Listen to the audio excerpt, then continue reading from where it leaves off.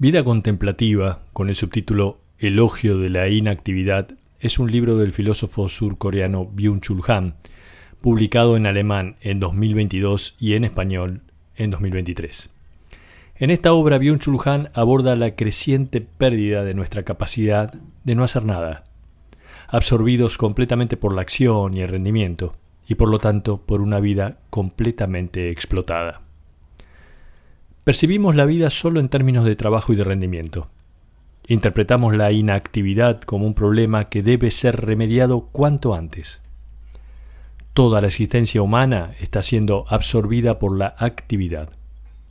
Pero dice Han que no llegamos a entender que la inactividad no implica una incapacidad para la actividad, o su rechazo o su mera ausencia. La inactividad tiene su propia lógica, su propio lenguaje, su propia temporalidad, su propia arquitectura, su propio esplendor. Incluso la inactividad tiene su propia magia. La inactividad no es una forma de debilidad, ni una falta de algo. Es una forma de intensidad diferente que nuestra sociedad no es capaz de percibir. La inactividad es una forma de esplendor de la existencia humana. Pero hoy esa perspectiva se ha debilitado hasta ser considerada una forma vacía de actividad. Definir la inactividad por la falta de actividad es un error. En las relaciones de producción capitalistas, a la inactividad la llamamos tiempo libre, es decir, un tiempo de descanso del trabajo, de tal manera que la encuadramos dentro de la lógica de la actividad. Si la consideramos un derivado del trabajo, la inactividad se entiende como una forma funcional a la producción. Si así fuera, no se trataría en realidad de un tiempo libre, vivo. Se trataría de un tiempo muerto. Pero el tiempo verdaderamente libre no pertenece al orden del trabajo y de la producción. Por eso a la obligación de trabajar y rendir se le debe contraponer una política de la inactividad que sea capaz de producir un tiempo verdaderamente libre. Lo que vuelve auténticamente humano al hacer es la cuota de inactividad que hay en él, porque es la inactividad la verdadera forma de lo humano. El callar le da profundidad al habla. Sin silencio no hay música, solo ruido. Allí donde solo reina el esquema de estímulo-respuesta, problema y solución, propósito y acción, la vida degenera solo en supervivencia. La vida solo recibe su resplandor de la inactividad. Sin la capacidad de la inactividad, nos convertimos en máquinas que solo tienen que funcionar. La acción forma parte de la historia, pero no es una fuerza formadora de cultura.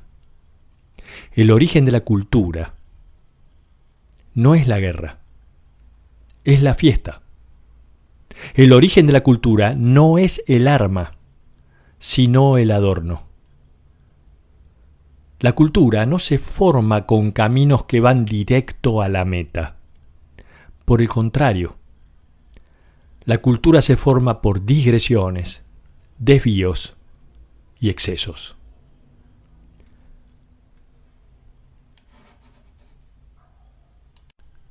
Byung-Chul Han recurre a la fiesta del Shabbat para caracterizar a la fiesta en tanto comunidad.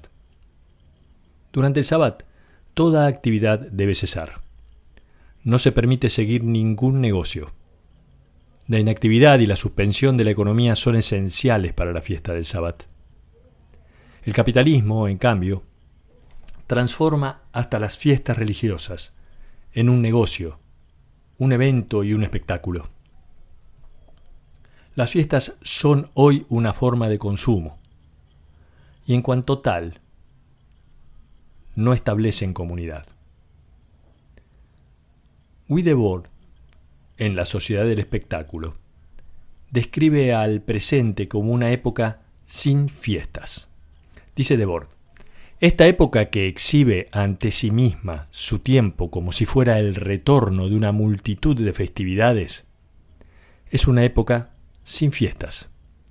Y un tiempo sin fiestas es un tiempo sin comunidad.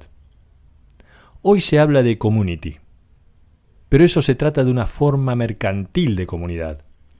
De ella no surge un nosotros, del mismo modo que la comunicación digital es una comunicación sin comunidad. Junto con el de comunidad, otro rasgo constitutivo de la fiesta es el lujo. El lujo es un luxarse, es decir, un salirse, un desviarse de las necesidades de la pura vida. El capitalismo absolutiza la supervivencia, y cuando la vida degenera en supervivencia, el lujo desaparece. El trabajo y el rendimiento pertenecen al orden de la supervivencia. En el capitalismo, incluso el lujo se consume, adopta la forma de una mercancía. Nada de eso tiene que ver con la fiesta.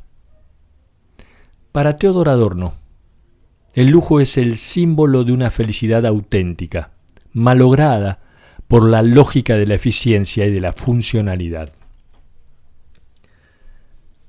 Un tren de alta velocidad es un milagro de eficiencia, pero nada tiene que ver con el extinto esplendor del viaje en tren. El placer de viajar, las despedidas, las ventanas abiertas, las viandas, la sensación de gozar de un privilegio, todo eso ha desaparecido. La verdadera felicidad surge de lo vano e inútil, lo reconocidamente poco práctico, lo improductivo. La verdadera felicidad surge de lo desmedido y lo superfluo, de las formas y los gestos inútiles, que no sirven para nada. El pasear parsimoniosamente, comparado con el caminar o correr hacia algún lugar preciso, es un lujo. El ceremonial de la inactividad es hacer, pero hacer para nada.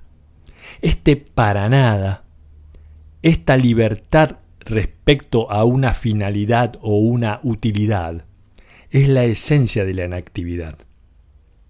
Y es la forma fundamental de la felicidad.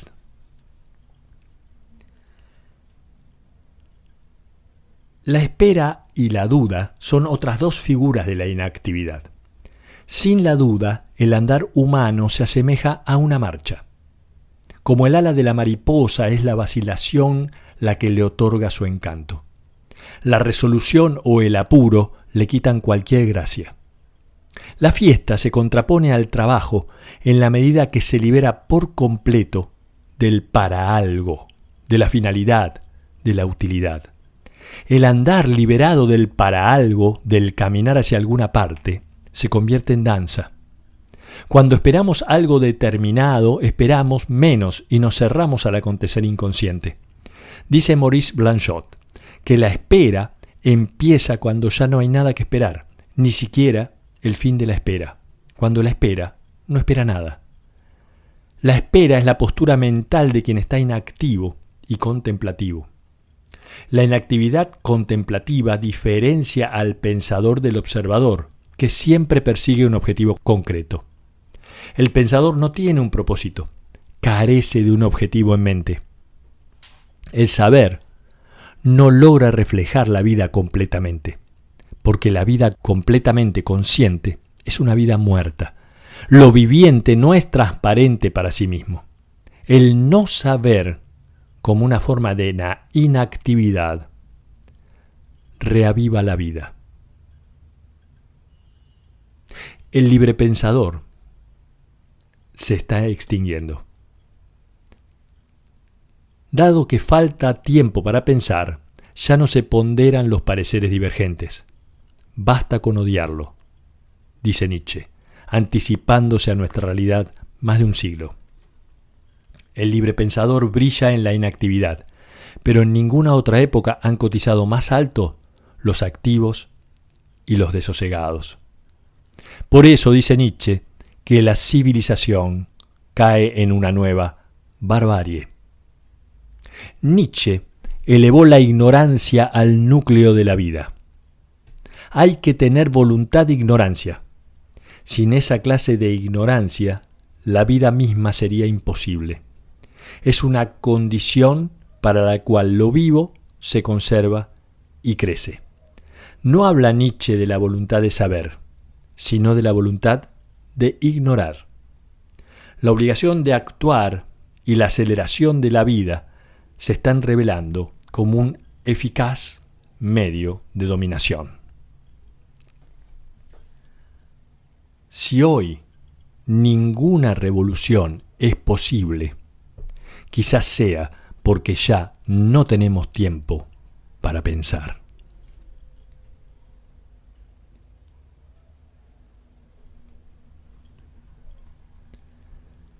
Las prácticas rituales en las que la inactividad tiene un papel esencial nos elevan por encima de la pura vida.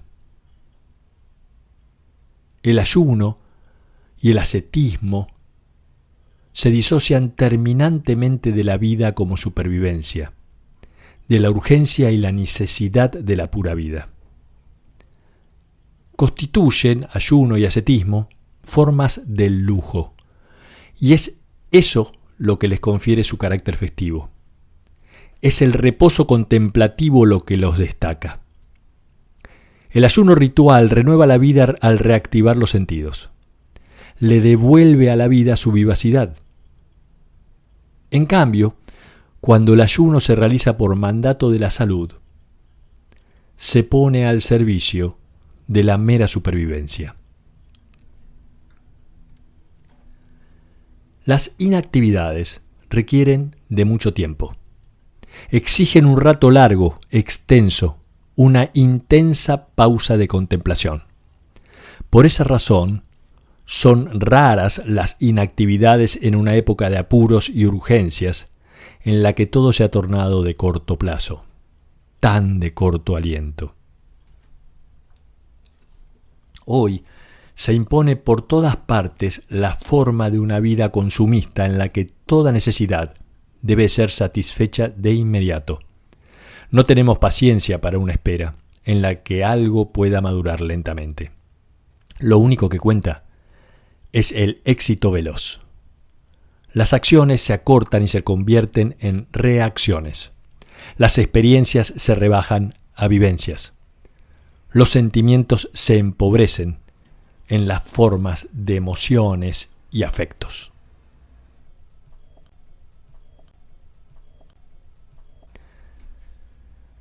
Cada vez soportamos menos el tedio y por eso perdemos la capacidad de tener experiencias. La inactividad es la condición de posibilidad de la experiencia. Quien está realmente inactivo no se afirma a sí mismo. Se desprende de su nombre, se vuelve nadie. Sin nombre ni propósito, se entrega entonces a lo que acontece. Roland Barthes lo expresa en un haiku. Quietamente sentado, sin hacer nada, llega la primavera y crece la hierba sola. La inactividad, a la que Barthes llama pereza, produce un efecto desubjetivizador, desindividualizante. La inactividad te desarma. El sujeto renuncia a sí mismo, se entrega a sí mismo a lo que sucede. Cada acción se suspende en un acontecer sin sujeto. Esa sería la auténtica pereza, lograr en determinados momentos ya no tener que decir yo. Hay que entender que la inactividad y la actividad no son contrarios. La actividad se nutre de la inactividad. Para Walter Benjamin, la inactividad es la partera de lo nuevo. Nos llega el tedio cuando no sabemos qué es lo que esperamos. que supongamos saberlo es la expresión de nuestra desorientación. El aburrimiento es el umbral de los grandes hechos. El aburrimiento es la cara visible del acontecimiento inconsciente. Sin él no sucede nada. El núcleo de lo nuevo no es la determinación de la acción, sino el acontecimiento inconsciente. La dialéctica de la inactividad la transforma en una zona indeterminada que nos capacita para producir algo que no ha existido nunca todavía. Sin esa zona que crea la dialéctica de la inactividad, sin ese umbral, todo se repite igual. Nietzsche reconoce también que los hombres inventivos viven distinto a los hombres activos. Precisan tiempo para que se despliegue su actividad sin fines ni reglas prefijadas. Para los ensayos a tientas, cosa que no es posible para los que actúan por utilidad. Los activos creadores se diferencian de los creadores útiles porque hacen, pero hacen para nada. Es precisamente esa parte de inactividad en la actividad la que facilita que surja algo completamente distinto, que surja algo que aún no existe. Solo el silencio nos permite decir algo inaudito. La obligación de comunicar todo el tiempo, por el contrario, nos conduce a la reproducción de lo igual, al conformismo.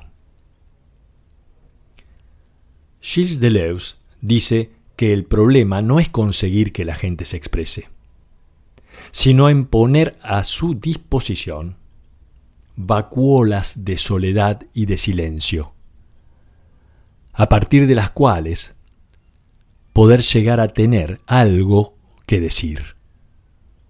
Actualmente, las fuerzas represivas no impiden expresarse a nadie, al contrario, nos fuerzan a expresarnos.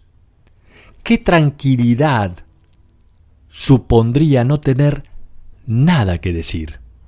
Contar con el derecho de no decir nada, porque tal es la condición para que se configure algo raro que merezca la pena ser dicho. La inactividad es, pues, el umbral de un hecho inaudito, de un hecho nunca dicho.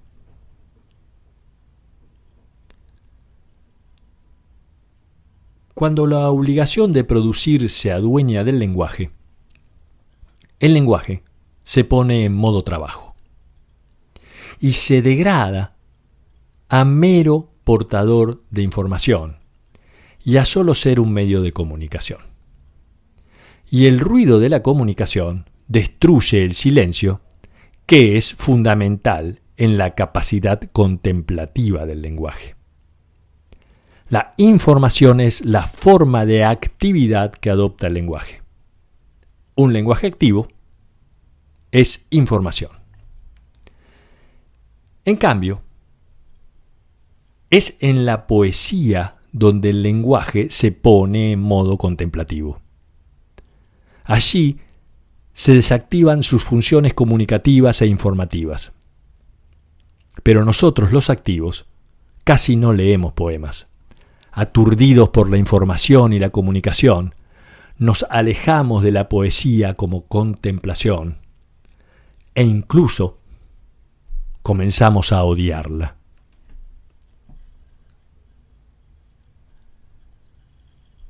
El capital es actividad en estado puro. Es la trascendencia que se apodera de la inmanencia de la vida y la explota por completo. Separa de la vida una vida desnuda que funciona. La libre competencia, según Carlos Marx, no es otra cosa que la relación del capital consigo mismo como otro capital. Mientras competimos entre nosotros en libre competencia, el capital se propaga. En ese mecanismo, solo el capital es libre, no los individuos.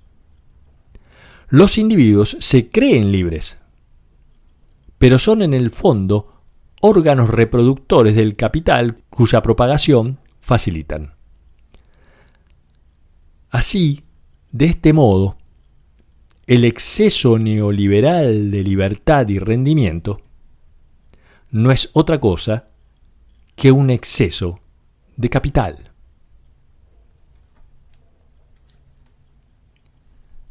Byung-Chul Han realiza una crítica al pensamiento de Hannah Arendt, porque el pensamiento de Arendt se centra en la acción como fuerza consustancial de la condición humana. Para Arendt, la acción hace la historia.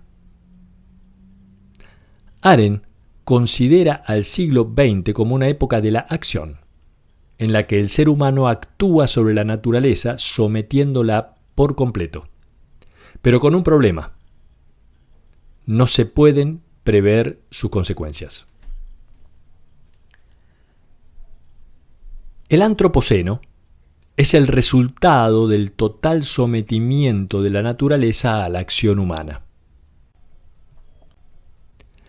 La naturaleza pierde toda autonomía y dignidad y se convierte en un mero apéndice de la historia humana. El verbo de la historia es actuar. Pero según la mirada de Walter Benjamin, la historia humana es un apocalipsis continuo, un apocalipsis sin un acontecimiento inesperado, sino un apocalipsis como fruto de la continuidad del seguir sucediendo, la continuidad de lo igual. Incluso lo más nuevo resulta ser siempre lo mismo, igual. Para Benjamin, la solución consiste en la radical interrupción de la hora. Solo la inactividad podría poner coto a la acción humana que dirige a la historia inevitablemente hacia el apocalipsis.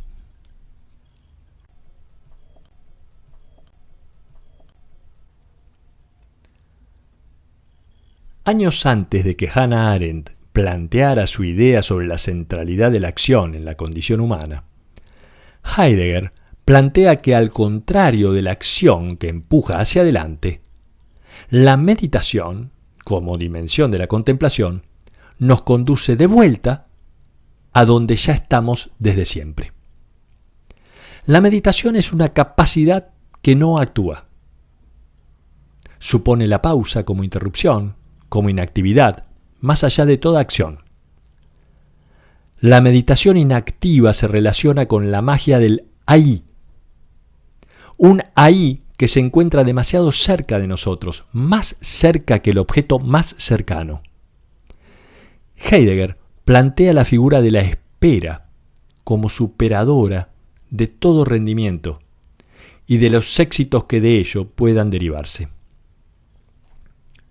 Solo en la pausa de la espera, una espera sin propósito, el ser humano advierte aquel espacio en que se encuentra desde siempre. Pero ese ahí no se lo detecta ni con el pensamiento ni con la contemplación. El ahí se manifiesta de manera prereflexiva. Previamente a dirigir mi atención hacia un objeto, ya me encuentro en un mundo determinado. Se trata de lo que va a llamar el estado de ánimo. El estado de ánimo es una disposición afectiva que precede a toda intencionalidad referida a los objetos. No se trata de un estado subjetivo que trasciende al mundo objetivo. El estado de ánimo es el mundo. Es lo que nos revela el ser ahí.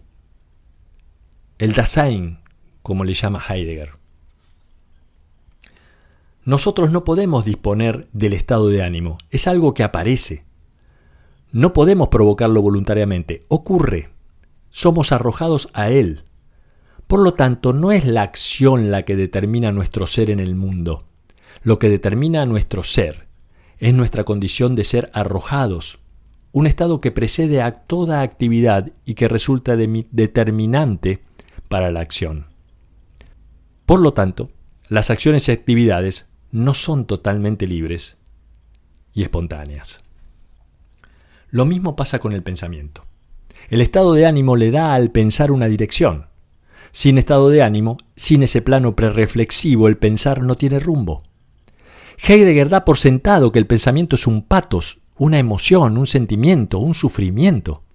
Por esa razón, dice Hahn, la inteligencia artificial no puede pensar porque no está capacitada para el pathos.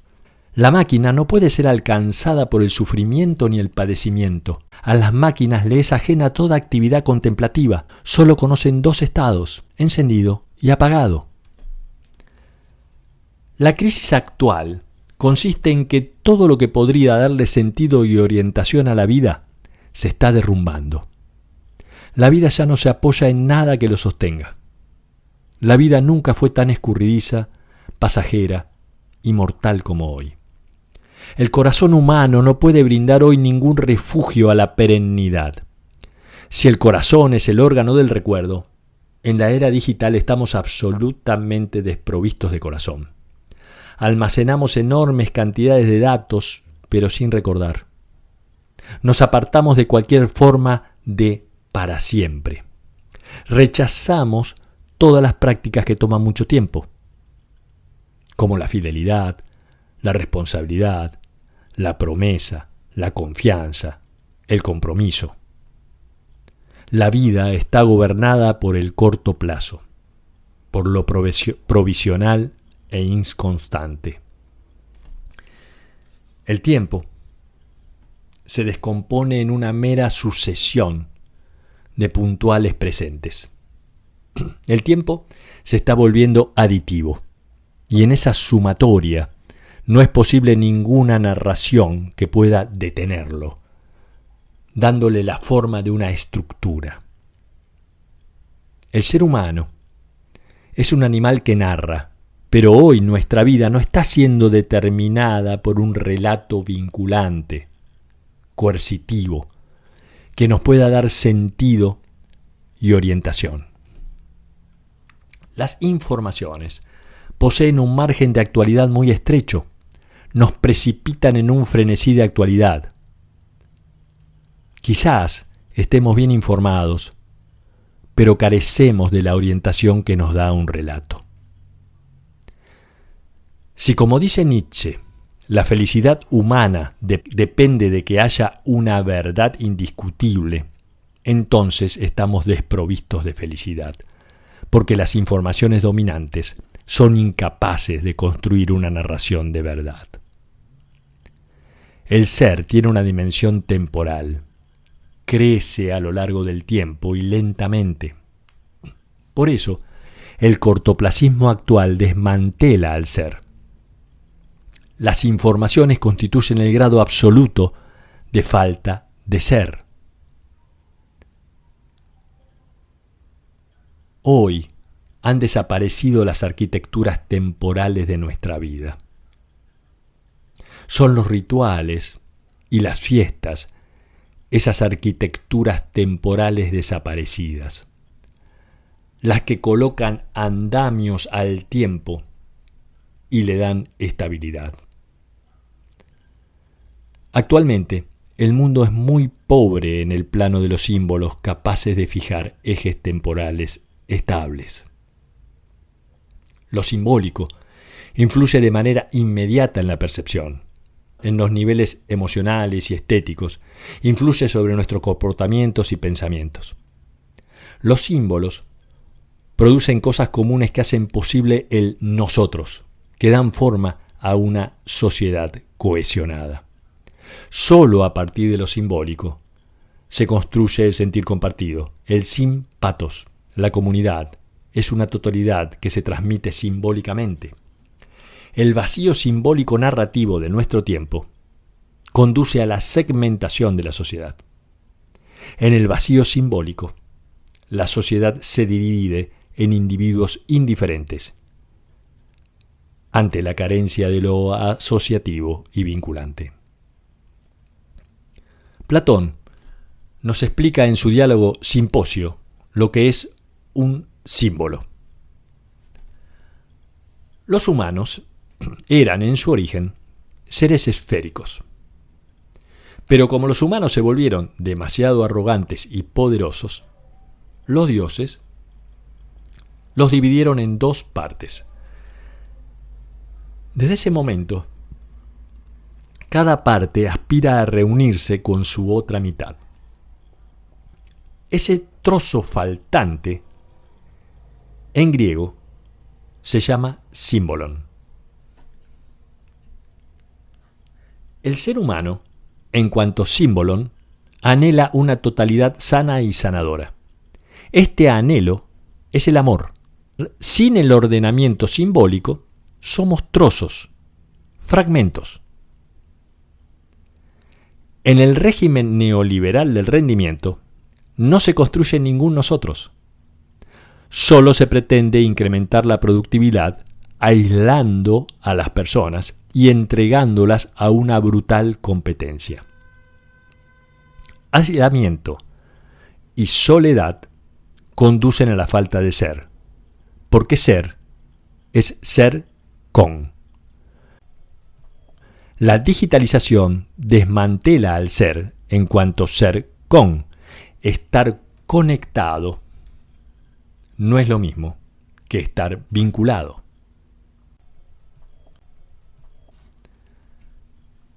Con la ayuda de la conexión digital hacemos del otro, del tú, un ello a disposición, lo cual conduce a una soledad primordial. El otro es un objeto consumible que satisface nuestras necesidades, sin necesidad de una vinculación intensa. Por eso es que a pesar de la creciente conexión y conectividad, estamos más solos que nunca. Ante la falta de ser, se provoca un exceso de producción. La hiperactividad y la hipercomunicación actuales pueden entenderse como una consecuencia de la falta de ser reinante. Suplantamos la falta de ser con crecimiento material. El capitalismo se funda en la ilusión de que más capital produce más vida, más capacidad de vivir. Pero esa vida es una vida desnuda, solo supervivencia. Ese sentimiento de falta nos impulsa a realizar acciones, y ya hemos visto que quien actúa con determinación no contempla. El conocimiento de que la felicidad más elevada se debe a la contemplación se nos ha escurrido entre los dedos. El trabajo desconecta y aísla a las personas. La absolutización del rendimiento desmantela el ser en cuanto ser con. La fiesta, por el contrario, crea comunidad. Reúne y une. El sentimiento de festividad es siempre un sentimiento de comunidad, un sentimiento de nosotros. Byung-Chul Han retoma el tema de la fiesta judía del Sabbat. En la fe judía hay dos conceptos que son sagrados: Dios y Sabbat. Dios es Sabbat. La creación del ser humano no es el último acto de la creación. La creación culmina con el reposo del Sabbat. Al llegar el Sabbat, llega el reposo. Entonces concluyó y fue completada la obra de la creación, reza la Torá. No se trata solo de que el reposo del Sabbat sigue a la creación, más bien se trata de que con él la creación llega a su término. El reposo es factor esencial de la creación. Divino es el reposo. La inactividad es divina. Sin el reposo, el ser humano pierde lo divino. Pero Hannah Arendt no piensa lo mismo. Dice que en la acción y no en el reposo es donde encontramos satisfacción. Para ella la creación no culmina en el Sabbat, sino en la creación de la libertad humana basada en la acción. Para Arendt, no es que antes de la creación no hubiera nada, sino que no había nadie. Y la creación de un ser humano como un alguien coincide con la creación de la libertad. Y para Arendt, el ser humano se convierte en alguien en la medida que actúa. En una sociedad de singularidades, en la que todos nos consideramos únicos, lo que se evoca hoy es la creatividad y la autenticidad. La vida activa se manifiesta como vida performativa, y lo nuevo se está reavivando, de lo antiguo, en cambio, se desconfía. En el régimen neoliberal, la vieja sociedad de masa se transforma en una sociedad del rendimiento.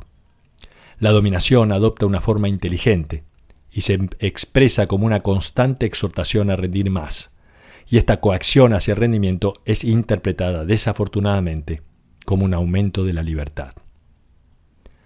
En el romanticismo, la libertad se desvincula del sí mismo. La libertad no se expresa como énfasis en la acción, sino como pasividad. La acción cede paso a la escucha. Ser libre para el romanticismo significa reunirse con la infinitud de la naturaleza y vivir con las cosas de la naturaleza. La idea de libertad del romanticismo se presenta como un correctivo o incluso como un antídoto contra la libertad individual actual. La libertad romántica no se basa en el quererse, sino en el ser con, en el querer con. La romantización del mundo le devuelve a éste su encanto, su magia, su misterio y hasta su dignidad. El momento en que la libertad se torna naturaleza es un instante religioso. La naturaleza le abre los ojos al sujeto que se cree libre y lo capacita para la contemplación.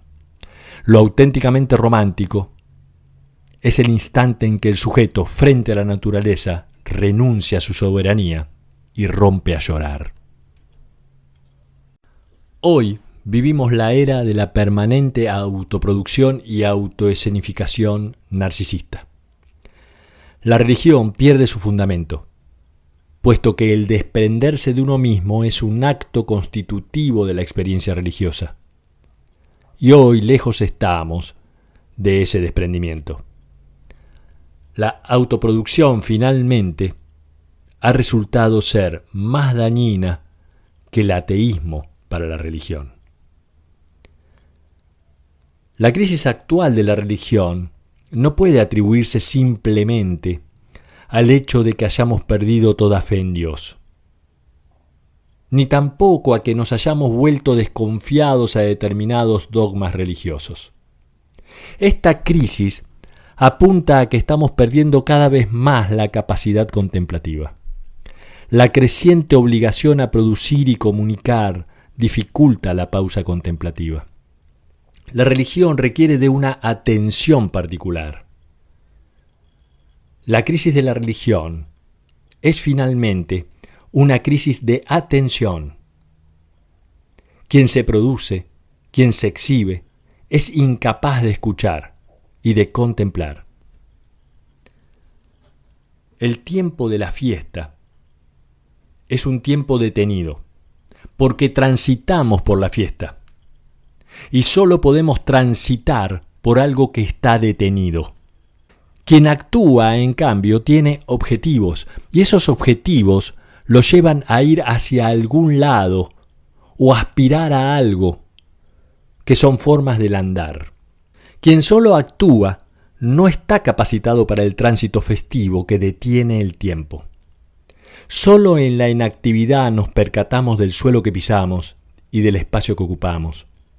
Cuando la vida se pone en modo contemplativo, vuelve a montarse sobre su secreta razón de ser.